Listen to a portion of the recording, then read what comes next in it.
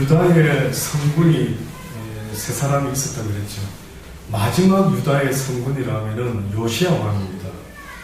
요시야 왕이 종교개혁을 일으켰다라고 할 때에 그 중에서도 요시야 왕이 한 게 하나 있습니다. 다른 왕을 하지 못했는데 세 성군 가운데 그 누구도 하지 못했던 일을 요시야 왕은 했는데 그게 뭐냐면은 유월절을 부활시켰습니다. 유월절. 사사 이후로 유월절이 중단되었습니다. 사사시대 때부터. 열왕기하 23장 21절을 보면 왕이 백성에게 명하여 가로되 이 언약 책에 기록된 대로 너희의 하나님 여호와를 위하여 유월절을 지키라 하매 이것이 바로 요시야 왕이 하나님의 언약된 책을 읽고서야 깨달은 것이 유월절을 지켜야 되겠구나 라고 깨달은 겁니다. 사사가 이스라엘을 다스리던 시대부터 이스라엘 열왕의 시대이든지 유다 열왕의 시대이든지 이렇게 유월절을 지킨 일이 없었더니 요시야 왕 18년에 예루살렘에서 여호와 앞에 이 유월절을 지켰더라. 유월절이 무슨 날입니까? 뭐하는 절기입니까? 유대인들이 애굽에서 종살이를 하다가, 종은 뭡니까? 종이라는 신분은 어떤 모습을 갖춘 자입니까? 한마디로 자유가 없는 자입니다. 다른 건 비슷하다고 말할 수도 있겠죠. 부지런히 종이 열심히 일을 하면 먹을 것, 입을 것만 어느 정도, 그저 왕과 같이 귀족과 같이 그렇게 대단하게 먹고 마시고 입고 하지는 못할지라도 그래도 종이라 하더라도 나름대로 먹고 입고 살아는 가죠. 그런데 종과 그렇지 못한 자의 한 가지 근본적인 차이가 있다면 그건 뭡니까? 자유가 없는 겁니다. 그런데 성경에 보면은 이스라엘 백성이 애굽에서 종살이를 할 때에 자유가 없었을 때 어떻게 보면 그 자유는 어떤 자유냐면은 죄의 종로로 타는 자유에서 죄의 종로로 타는 그 종의 모습에서 자유하는 것을 상징적으로 말씀하시려고 애굽이라고 하는 나라를 비유로 드셨던 것 같습니다. 그러니까 이스라엘 백성이 애굽에 종살이했다라고 하는 그 말은 이 땅의 사람들이 원치 아니하는 종의 삶을 사는데 그 종의 삶이 누구로 인하여 종으로 살아가고 있느냐면 성경은 죄로 인하여 너희의 죄로 말미암아 너희가 죄의 종노릇하며 살아가고 있구나. 그러니 애굽에서 종살이하는 그 유대인들의 모습 속에서는 전혀 자유자의 모습이 없는 겁니다. 성경이 말하는 자유자라고 하는 그 모습은 하나님을 마음껏 섬기고 찬양하며 하나님의 말씀대로 행하며 살아가게 되는 그 사람의 모습을 자유자의 모습이라고. 내 원하는 대로, 내 마음먹은 대로, 내 생각대로 하나님을 섬기며 살아가는 자의 모습, 이 사람이 자유자입니다. 여러분은 그렇게 살아갑니까? 잘 안 되죠. 목사님 말씀을 알겠는데 이렇게 살아보려고 하는데 잘 안 돼요. 무슨 말인 줄 아십니까? 아직도 내가 죄에 얽매여서 종노릇하며 살아가고 있는 나를 해방시켜 주세요라고 부르짖을 수밖에 없는 종이라는 것을 느끼는 자들인 것입니다. 아멘. 그래서 저는 그렇게라도 느끼기 때문에 괜찮다 이거죠.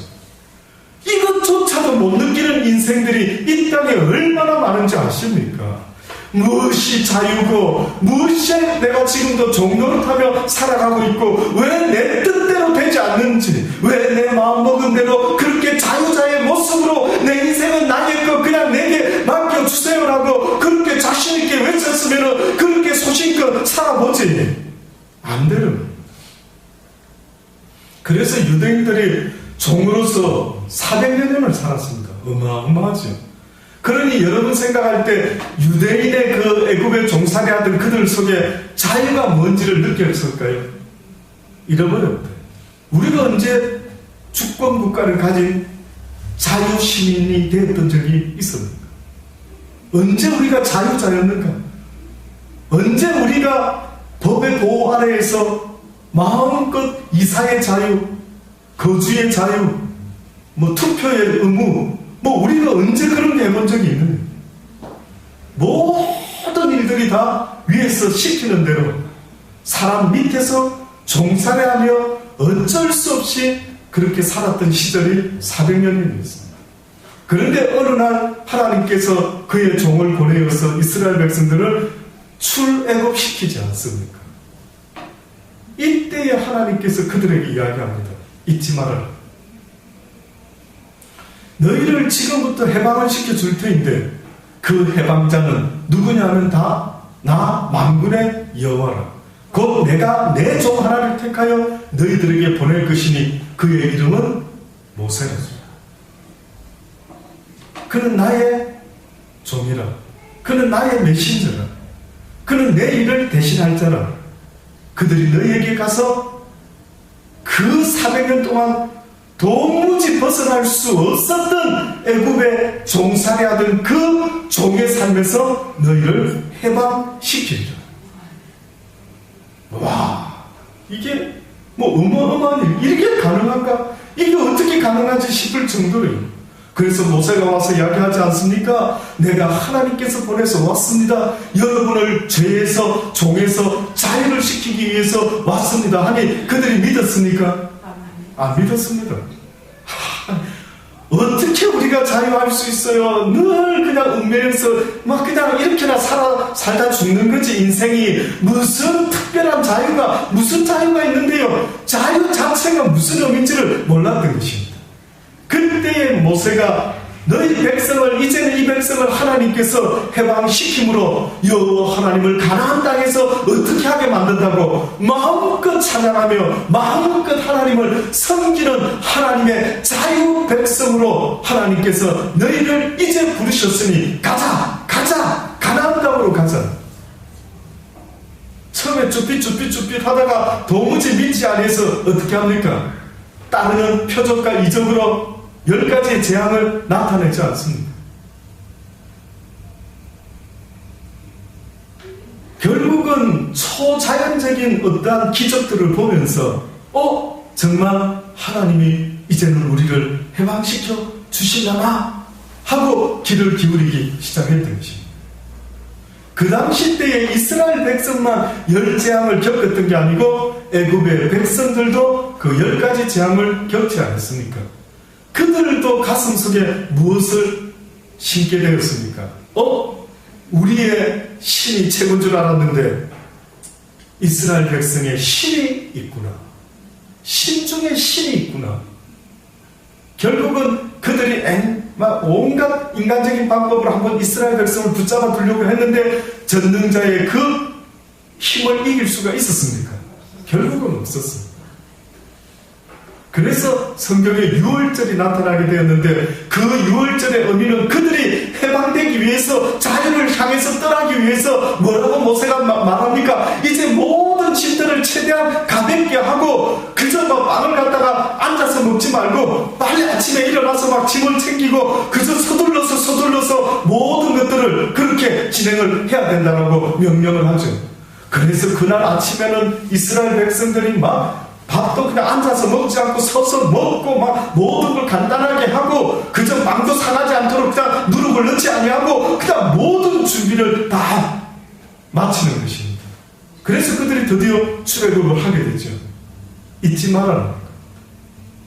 다시 말하면 너희가 종되었을 때 자유자로 만들어준 만군의 여호와의 하나님의 뜻을 잊지 말아라. 그런데 사사시대 이후로부터 이스라엘 백성들이 왕을 세우기 시작하고 했지만은 그들이 한 가지 잊어먹었는데 그들의 왕은 만군의 여호와임을 잊어먹기 시작했던 것입니다. 그들을 구원한 왕은 바로 여호와 하나님이 그 애굽의 강한 손에서 해방시켜 주셨음을 분명히 체험했는데도 결국은 그들이 그것을 기억치 못하고 잃어버리고 말았던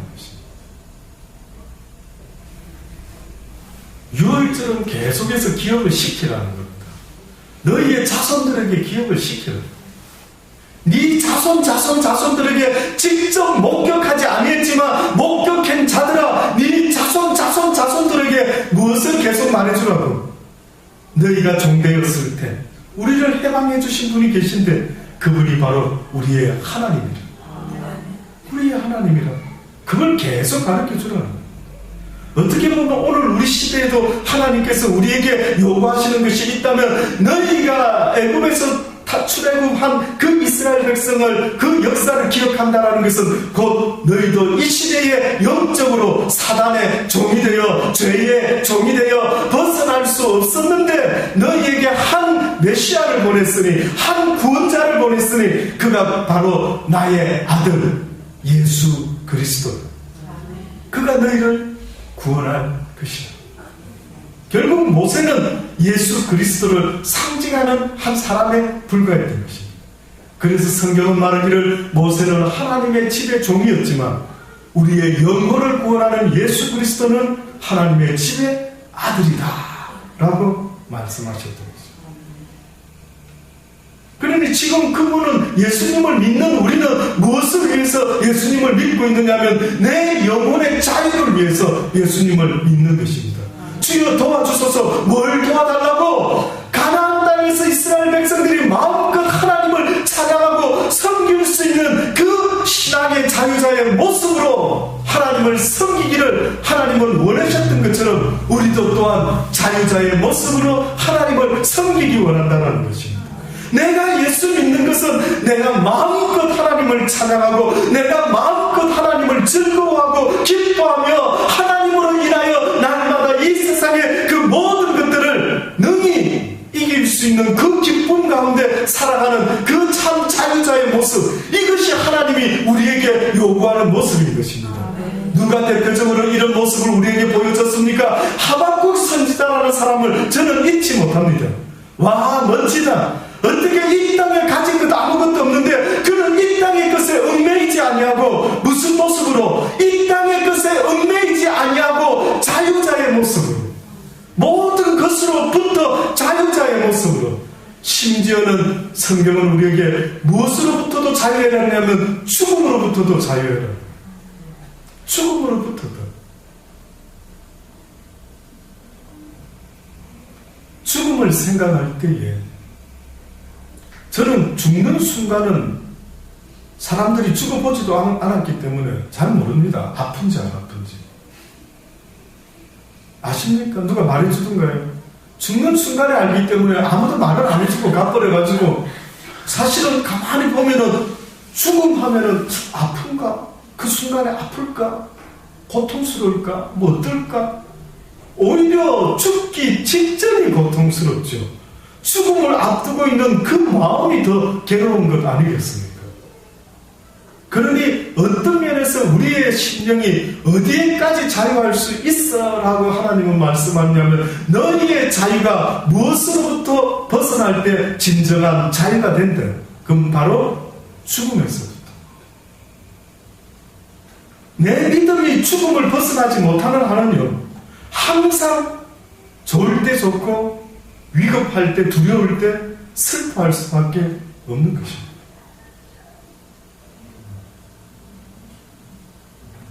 그래서 이번 병원의 해운대 백병원에서 오늘 설교 제목을 주면서 본문을 요한 1서를 택했습니다. 그 속에 뭐라고 표현되어 있는 줄 아십니까? 이 세상에서 두려워할 일이 있는데 그것은 바로 죽음이래. 그러나 이 두려워하는 죽음을 이길 수 있는 것이 하나 있는데 그것은 곧 사랑이라. 와, 죽음 자체는 어떻게 보면 겁나지 않는데 죽는다라고 하는 그것이 어떻게 보면 우리를 더 두렵게 해요. 막상 죽음 앞에 딱 서게 될 때에 사실은 저는 개인적으로 한번 익사를 하게 된 적이 있었습니다.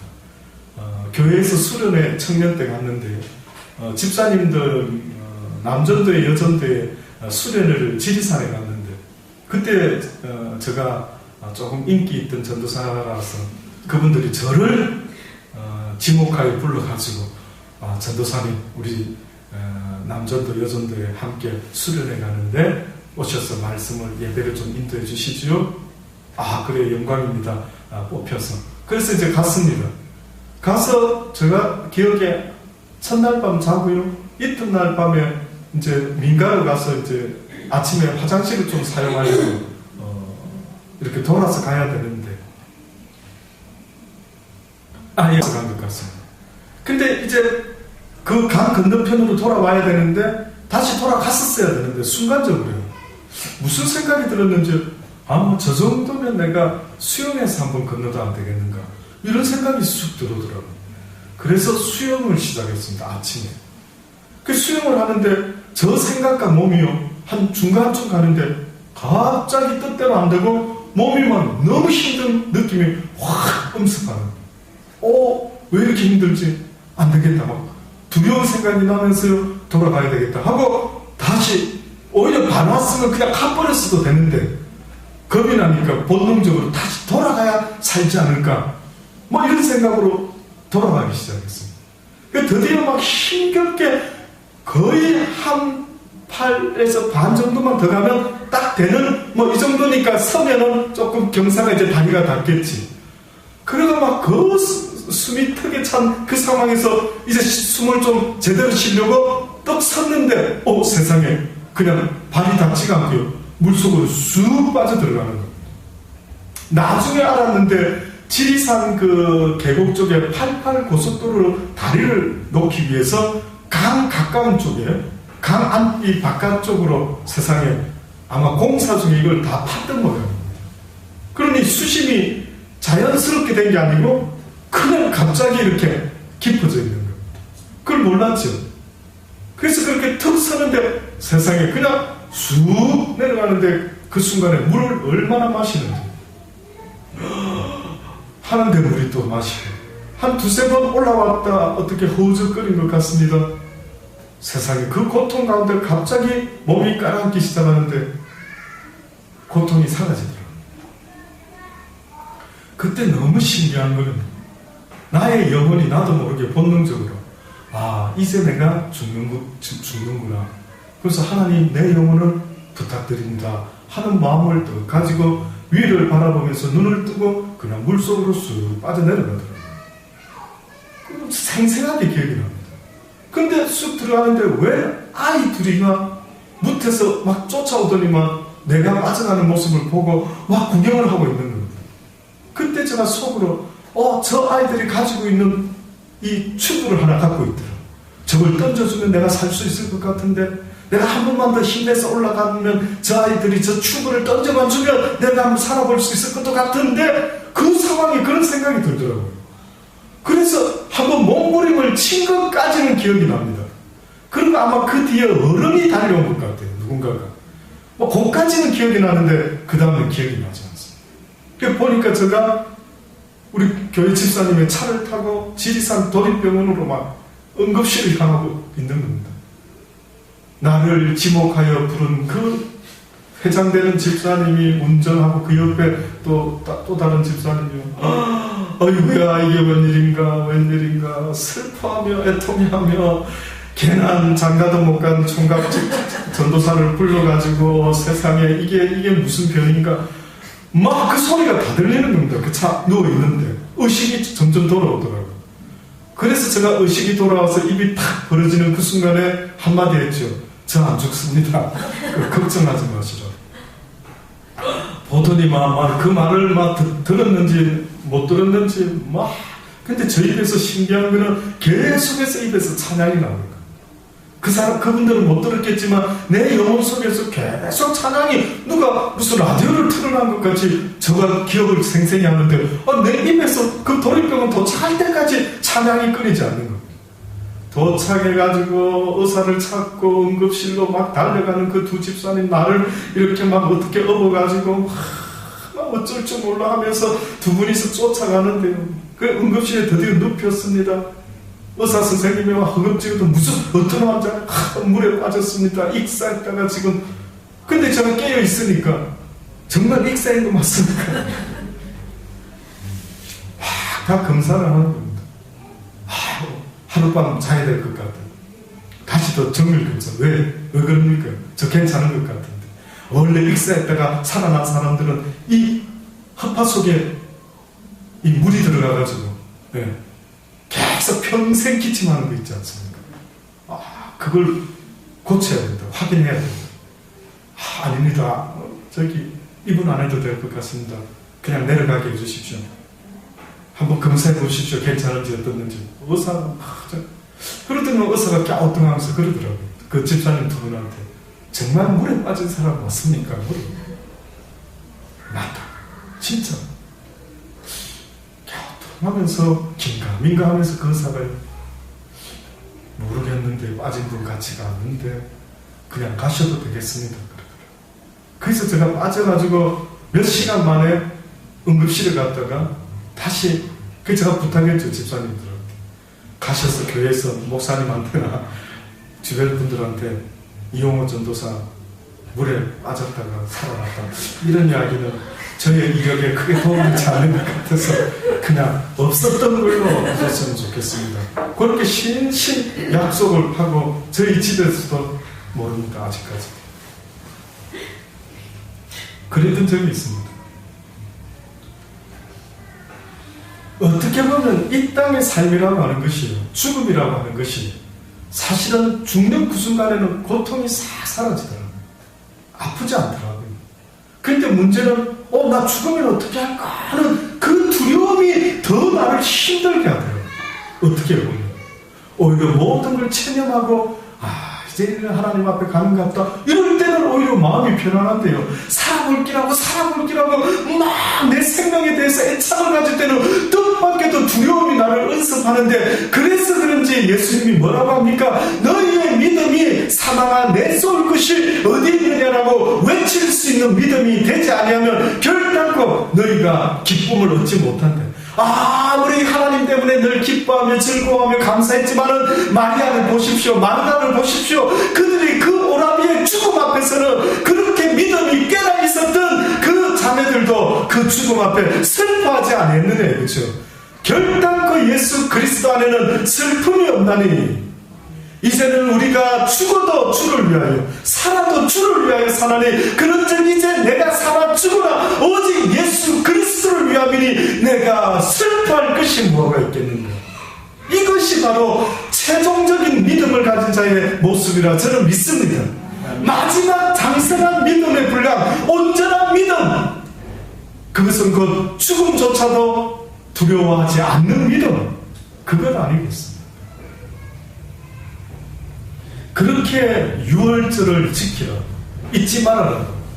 너희의 육을 죽일 수 있는 바로를 두려워하지 말고 너희의 육과 영을 능히 구원하고 남을 수 있는 만군의 여호와 하나님이 너희를 출애굽시킨 그 하나님을 잊지 말고 기억해라고 자손 만대 전해라고 그 이후에 예수 그리스도로 온 세계 전해라고 너희의 영혼의 구원자가 있다고 죄의 종로를 그만하고 죽음 앞에 벌벌 떨고 두려워하지 말고 이제는 참 자유자의 모습으로 살아라고 그 어떤 가난도 나를 죽이지 못한다. 하나님이 나를 부르시기 전까지는 세상아 네가 나와 상관할 바가 없다라고 외치며 사망아 네가 나를 어찌할 수가 있겠느냐. 하나님이 허락지 않으면 네가 나를 어떻게 할 수 있겠느냐라고 담대히 외치며 살아가는 자의 모습 이것이 바로 하나님이 우리에게 요구하는 자의 모습입니다. 이 자가 자유자 아니겠습니까? 그런데 우리의 모습은 늘 보면 어떻습니까? 가난 때문에 두려워하고 죽음 앞에서 두려워하고 병 앞에서 두려워하고 날마다 어떻게 보면 우리의 모습은 자유자의 모습이 아닌 것입니다. 비참한 것입니다. 싫더라고요. 어느 순간에 내가 세상에 어떤 것에 얽매여 있다라는 그 자체가 너무 싫더라고요. 나를 얽매고 있는 세상에 그 어떤 인연도 싫더라고요. 나의 아내도 나의 자식도 심지어는 주님 앞에서 그 얽매여 있는 인연조차도 싫더라고요. 그들로 말미암아 기뻐하고 싶지도 않고 그들로 말미암아 슬퍼하고 싶지도 않냐고 오직 내 영혼이 기뻐하고 즐거워할 수 있는 유일한 것은 나를 구원하신 만군의 여호와 예수 그리스도 그분만이 나의 유일한 기쁨이요 그분만이 나의 유일한 슬픔이 되어야 하는 것입니다. 아멘. 그래서 루트가 종교개혁을 할 때 얼마나 힘이 드는 일이 있었는지는 몰라도 그날 일을 마치고 집에 들어오는데 그의 아내가 루트를 보고 갑자기 아내가 물을 보지도 않고 밑도 끝도 없이 하나님이 죽었어요. 그러는 거예요. 루트가 너무 힘들어서 낙심되어서 어깨를 쫙 쳐주고 들어오는데 갑자기 루트 와이프가 하나님이 죽었어요. 이러는. 이러고 있다 갑자기 이 사람이 무슨 소리를 하는 거야? 하나님이 돌아가시. 아니 나는 당신 모습 보니까 너무나 낙심하고 절망하고 있길래 나는 당신이 믿는 하나님이 죽은 줄 알았죠. 그때부터가 막 정신이 번쩍 들었다. 그렇구나.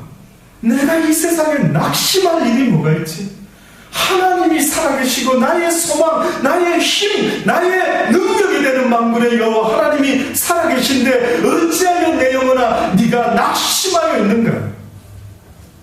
그때 그 순간에 그 아내의 그 말 한마디가 루터로 하여금 종교개혁을 완성시켰다라고 역사학자들은 그렇게 이야기를 하더라고요. 멋지지 않습니까? 기왕 예수 한번 믿으려면 확실하게 어중간하지 않는 이런 믿음이 있어야 되지 않을까요?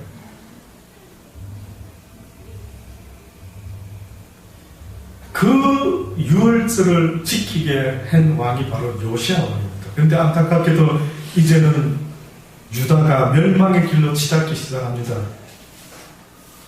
그 멸망의 길로 치닫기 시작하는데 열왕기하 24장 26절로 보면은 여호와께서 유다를 향하여 진노하신 그 크게 타오르는 진노를 돌이키지 아니하셨으니 이는 므낫세가 여호와를 경노케 한 그 모든 경노를 인함이라. 여호와께서 가라사대 내가 이스라엘을 물리친 것 같이 유다도 내 앞에서 물리치겠다. 다시 말하면 유다도 내 앞에서 망하게 할 것이라. 내가 뺀 이 성 예루살렘과 내 이름을 거기서 거두리라.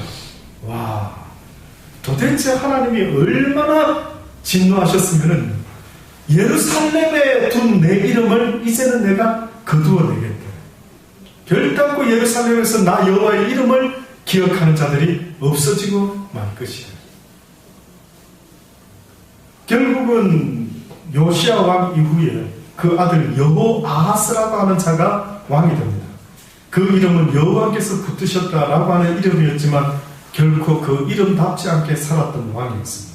겨우 3개월 정도 그는 왕이 되었죠. 그의 아버지 요시야와는 전혀 다르게 악한 짓을 저질렀습니다. 결국은 재위 3개월 만에 애국 왕 바르누르가 쳐들어와서 결국은 하맛 지방의 림나라고 하는 곳에 그는 잡혀서 갇히게 됩니다. 그리고 그의 형제 여호야김을 새 왕으로 세우고 끌고 갑니다. 그리고 유다의 은 100달란트, 금 1달란트를 배상금으로 바치게 하고 그렇게 여호야김을 그 다음 왕으로 세우게 됩니다.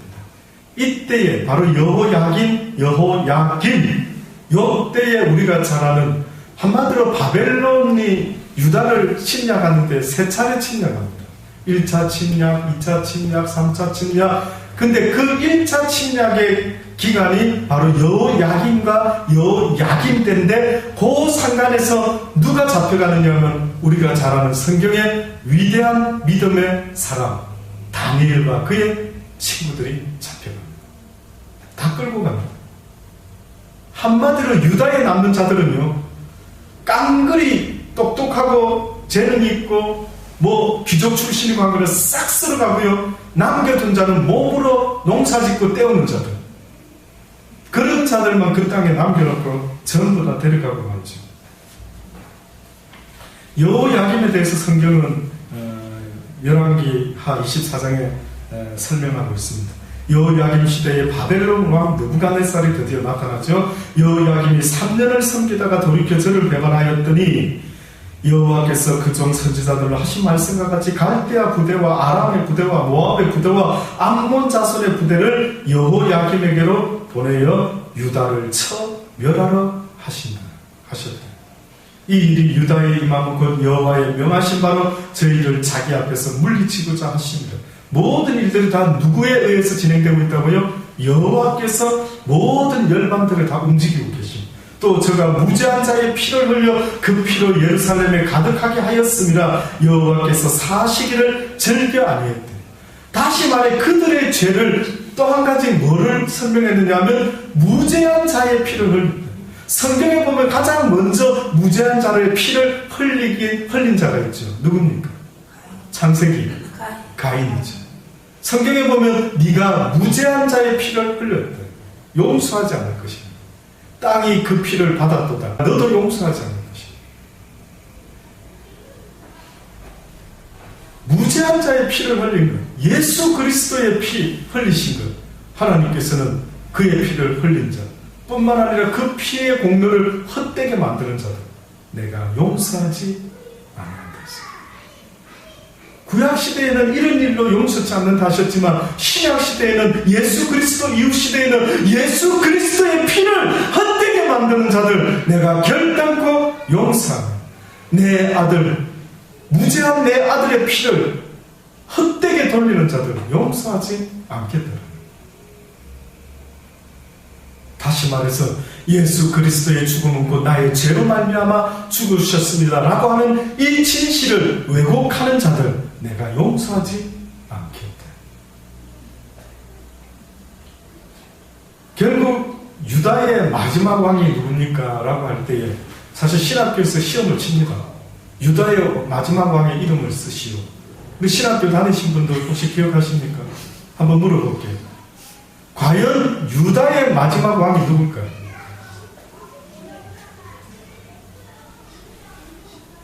예? 아직 시험에는 안 나왔거든요.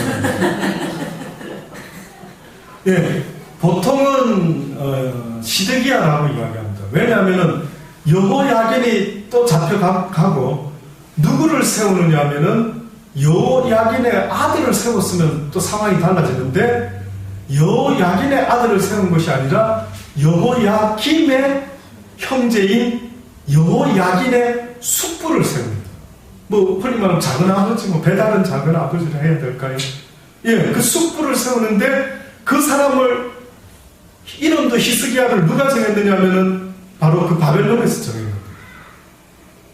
근데 그것은 왕이기보다는 싹 다 잡아가고 그 남겨둔 그 아주 그냥 최하의 농사꾼들을 위해서 남겨둔 실컷 농사 잘 지어서 우리한테 부지런히 바치라 하고 섭정왕을 세우죠. 그래서 신학교에서 학생들이 와 도대체 히스기야를 왕으로 쳐야 됩니까? 아니면 여호야긴을 마지막 왕으로 봐야 되겠습니까? 이렇게 또 뭐 고민을 한다기는 한다더라고요. 그러니까 은밀하게 왕의 계보를 읽다가 결국 잡혀갔다가 마지막에 오늘 제가 성경 본문을 읽다가 툭 건너떴죠. 몇 절로 건너뛰냐면 27절로 건너뛰었습니다. 유다 왕 여호야긴이 사로잡혀간 지 37년 곧 바벨론 왕 에윌무로닥의 즉위한 원년 12월 27일에 유다 왕 여호야긴을 옥에서 내어놓아 그 머리를 들게 하고 선이 말하고 그 위를 바벨론의 저와 함께 있는 모든 왕의 위보다 높이고 그 죄수의 의복을 바꾸게 하고 그 일평생 항상 왕 앞에서 먹게 하였고 저의 쓸 것은 날마다 왕에게서 받는 정수가 있어서 종신토록 끊이지 아니하였더라. 결국은 그 바벨론에서도 왕으로 인정한 유일한 마지막 사람은 누구였다고요? 여호야긴입니다. 히스기야는 나중에 또 뭐 장기 쓰다가 두 아들을 보는 앞에서 죽이게 되고 오늘 본문 읽었죠? 두 눈은 뽑아서 봉사가 되고 그래서 시드기야가 마지막 왕이라고도 유대인들 남아있는 유대인들 입장에서는 그렇게 볼 수도 있을지 모르지만 그것은 그들이 자연스럽게 왕위를 이은 것이 아니라 바벨론에 의해서 강제적으로 섭정한 바벨론을 위한 왕으로 지역 왕으로 섬김을 받는 그런 왕이었기 때문에 어떤 학자들은 사실은 시드기야는 유대의 마지막 왕이 아니지 않나 뭐 보는 시각에 따라 각자 다를 수도 있습니다. 이렇게 해서 유다의 열왕기의 모든 역사가 왕의 그 유다의 왕가가 끝이 나게 됩니다. 신약 성경에 넘어오면은요 예수님께서 친히 이런 말씀을 하십니다. 누가복음입니다.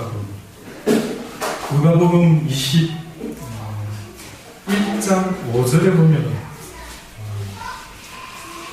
이런 의미 있는 말씀을 하고 있습니다. 어떤 사람이 성전을 가리켜 그 미석과 허물로 꾸민 것을 말하는 예수께서 가라사대 너희 보는 이것들이 날이 이르면 돌 하나도 돌 위에 남지 않고 다 무너뜨리리라. 저희가 물어가라되 선생이여 그러면 어느 때 이런 일이 있겠어 하며 이런 일이 이루려 할 때 무슨 징조가 있겠습니까?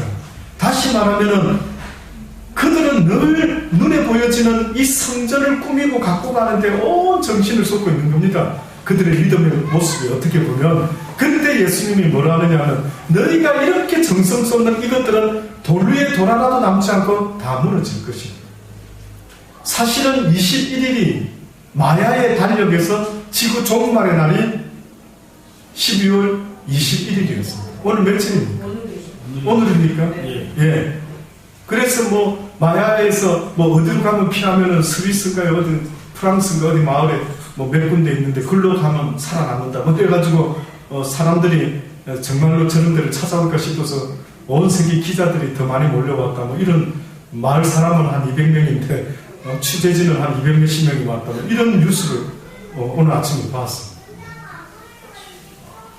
날짜를 말하는 사람들이 있는데요. 성경은 날짜를 말한 적은 없습니다. 근데 징조를 말한 적이 있죠. 징조를. 뭐라고 징조를 말씀하느냐면 너희가 이 성전이 무너지는 것을 보면은 내가 무너뜨릴 텐데 이 성전이 무너지게 될 것이다. 다시 말하면 이 땅에 무한한 것이 있다 없다?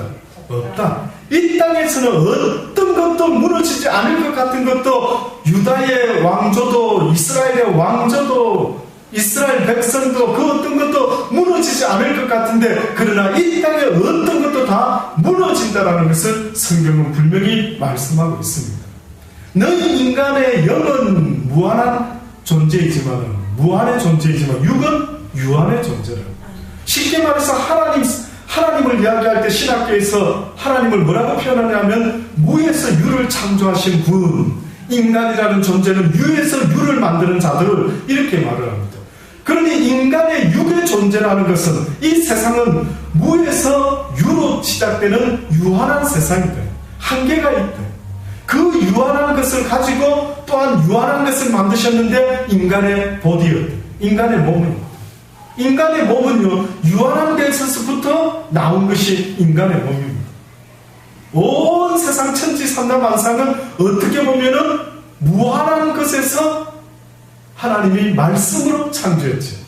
근데 인간의 보디만 유일하게 성경에 보니까 하나님께서 흙으로 인간의 몸을 만들었다. 너무 뜻밖입니다. 모든 것은 하나님께서 말씀으로만 다 새도 동물도 모든 것을 각각 모든 게 근데 뜻밖에도 인간의 왜 육신만큼은 흙으로 유한에서 유한으로 만들었을까? 어떻게 보면 이 땅의 것은 결국은 영원한 것이 아니다.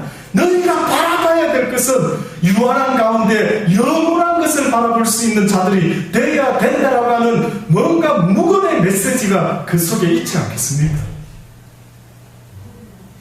육적인 걸 자꾸 쳐다보는 그들에게 예수님께서 말씀을 하셨던 것입니다.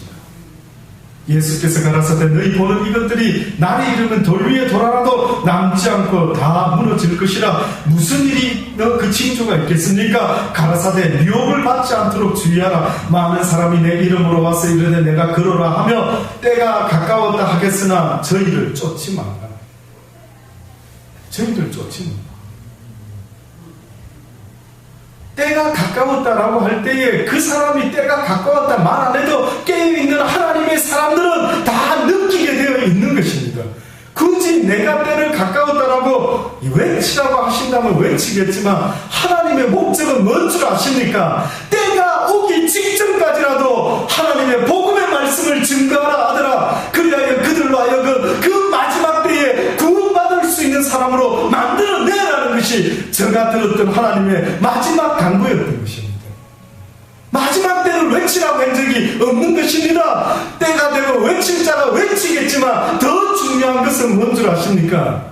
내일 모레 끝이 날 것입니다. 이렇게 외치는 것이 중요한 것이 아니라 내일 모레 끝이 난다라고 한다면 그렇게 간절한 마음으로 때를 놓치기 전까지 예수 그리스도를 그 영원한 생명을 바라볼 수 있도록 복음을 전해주는 전도자의 그 간절한 모습, 부모가 자식의 영혼을 구원하기 위하여, 생명을 구원하기 위하여 마지막 그 순간까지 포기하지 아니하는 그 애절한 마음을 가진 나의 종이 되기를 원한다 하시더라고요. 내 마음을 가진 자가 되기를 원한다. 세상에 많은 일만 스승이 있을지 모르지만 나의 마음, 부모된 자의 마음을 가지고 나를 전하는 자가 세상에 어디 있겠느냐. 너희들이 복음을 전할 때에 내 마음을 알지 못하고는 전하지 말고 입을 다물으라. 베드로야, 네가 나를 사랑하느냐? 네가 이 사람들보다 나를 정말로 사랑하느냐? 네가 나를 사랑하지 않는다면 입을 다물으라. 성경은 지식을 가진 자가 전하는 게 아닙니다. 성경은 하나님의 마음을 가진 자들이 증거해야만 되는 위대한 보석인 것입니다. 그렇지 않으면 오히려 사랑 없는 자의 입에서 나오는 그 말을 듣고 뜻밖에도 누군가는 열심히 한 것 같은데 듣는 자들은 실족하고 실망스럽고 당신이 믿는 하나님 같은 나는 믿지 않겠다라고 하는 이러한 어처구니 없는 일도 생길 수 있다는 사실을 잊지 마셔야 됩니다. 민족이 민족을, 나라가 나라를 대적하여 일어나는 때가 올 것이다. 첫째에 큰 지진과 기근과 온역이 있겠고 또 무서운 일과 하늘로서 큰 징조들이 있으리라. 이 모든 일 전에 내 이름을 인하여 너희에게 손을 대어 핍박하며 회당과 옥에 넘겨주며 임금들과 관장들 앞에 끌어가려니와 이 일이 도리어 너희에게 증거가 되리라. 무슨 이야기입니까? 하늘의 모든 자연 삼라만상에 이상한 일이 벌어지기 전에 먼저 예수 그리스도를 믿는 자에게 엄청난 핍박이 오게 될 것이라고 말합니다. 너희는 변명할 것을 미리 연구치 않기로 결심하라. 미리 내가 어떻게 하면은 이 죽음에서 살아날까 하고 두렵고 떨림으로 미리 할 말을 준비하지 말아라. 내가 너희의 모든 대적이 능히 대항하거나 변박할 수 없는 구제와 지혜를 너희에게 주리라. 심지어 부모와 형제와 친척과 벗이 너를 넘겨주어 너희 중에 몇을 죽이게 하겠고 또 너희가 내 이름을 인하여 모든 사람에게 미움을 받을 것이나 너희 머리털 하나도 상치 아니하리라. 너희의 인내로 너희의 영혼을 얻으리라. 이게 바로 예수님이 마지막 예루살렘 성전 위에 돌 하나 남지 않고 끝나는 날이 올 것인데, 그러나 그 끝나는 것이 세상의 끝은 될 수 있을지 몰라도 너희의 영혼의 끝은 아니니라. 오히려 너희가 그때가 보면은 더 인내함으로 깨어 있어서 너희가 혹시나 예수 그리스도 이름 때문에 핍박을 받을지라도, 무슨 말인 줄 아십니까? 악한 것들은 예수 믿는 사람이 선한 일을 하는 그 꼴조차도 싫어하는 거예요. 물론 마지막 때에는 다른 상황도 주어지겠지만, 그러나 그 마지막 때가 오기 전에 내 인생의 마지막 때가 올 수도 있는데, 하나님은 네 인생의 마지막 때에 네가 선한 일을 하다가 핍박받을 수 있다. 그렇습니다. 지금도 묵묵히 하나님의 일을 하는 사람 중에 신문에 나고 뉴스에 나는 사람이 오히려 더 없는 것입니다. 모르시겠습니까? 진정으로 하나님의 일을 하는 자들은 결단코 사단이가 그들을 높이지 않는 것입니다. 뉴스에 나오고 텔레비에 나온다라고 할 때에 뜻밖에도 그 어떤 모든 것들이요, 물론 예외도 있을 수 있겠지만은, 그러나 어떤 면에서는 그 모든 것들이 하나님이 기뻐하는 자의 모습이 아닐 수도 있습니다. 왜 선한 하나님의 사람들이 마지막 때 핍박받는다 합니까? 이들이 뭘 했길래 이들의 선한 모습, 옳고 그름을 분명히 말하고 진리를 말했던 이들의 모습이 어떤 사람들의 모습에 아주 밉상스럽게 보이는 그런 자의 모습이다. 그러니 여러분과 제가요, 이 땅에서 하나님의 선한 말씀대로 살려고 애를 쓰면 쓸수록 더욱더 세상은 우리를 핍박하고 우리를 싫어하고 미워할 수밖에 없다는 사실을 잊지 마십시오. 이 진리를 아시는 하나님께서 너희가 나를 믿을 때에 핍박을 받을 수밖에 없단다. 나 예수도 핍박을 받았다. 내가 와서 좋은 말했고 진리를 말했고 병자들을 고쳐주었고 했지만 그들은 나를 배신하고 죽였단다. 인자는 옷이 두 벌도 없었고 머리 둘 것도 없었느니. 이 모든 이야기는요, 예수님께서 뭐라고 말씀했느냐 하면은, 이러한 처지에 있게 된 것은 내가 세상의 행사가 하다고 너희들에게 말해줬기 때문이고 이 세상의 임금의 사단이 바로 그것 때문에 나를 미워하는 것이고 그렇게까지 설명을 하시지 않았습니까? 지금도 뭐 때문에 핍박받으십니까? 혹시 여러분이 하나님 말씀대로 너무나 묵묵히 요셉과 같이 그렇게 성실히 사는데 그것 때문에 불이익을 당하며 살아가는 그러한 여러분 있습니까? 감사하시기 바랍니다. 참으로 복되고 너희의 핍박이 너희의 죄로 말미암음이 아니라 나 여호와를 위함이라고 한다면은 사랑하는 자들아 인내로 너희의 영혼을 구원할 것이다. 인내의 믿음을 가져라. 아멘. 기도하시겠습니다. 좋으신 하나님 아버지 감사합니다. 유다의 멸망을 보았습니다. 이 세상의 멸망도 분명히 올 것이라고 하셨습니다. 그러나 우리의 영혼은 결코 멸망당하지 아니하고 이 세상에서 구원받기를 주께서 원하셔서 예수 그리스도를 이 땅에 보내주심을 보게 되었으니 이제는 주의 십자가만을 바라보고 이 땅에 있다가 주님 부르시는 그날에 아버지 앞에 설 수 있는 구원받는 저희들이 다 되게 하여 주옵소서. 많은 세상 사람들은 주의 이 말씀을 쳐다보지 못하고 날마다 이 땅만 쳐다보다가 언젠가 이 땅이 멸망하게 될 때 그들은 애통하며 통곡할 날이 오겠지만 그러나 하나님을 끝까지 배반하지 않고 주를 바라봤던 모든 하나님의 사람들은 영원한 하나님의 나라로 옮겨갈 것을 말씀하셨으니 그 말씀을 믿습니다. 주의 나라 이 땅에 임하실 때 주를 바라봤던 우리 모두를 기억하여 주옵소서. 예수님의 이름으로 감사하며 기도드리옵나이다. 아멘.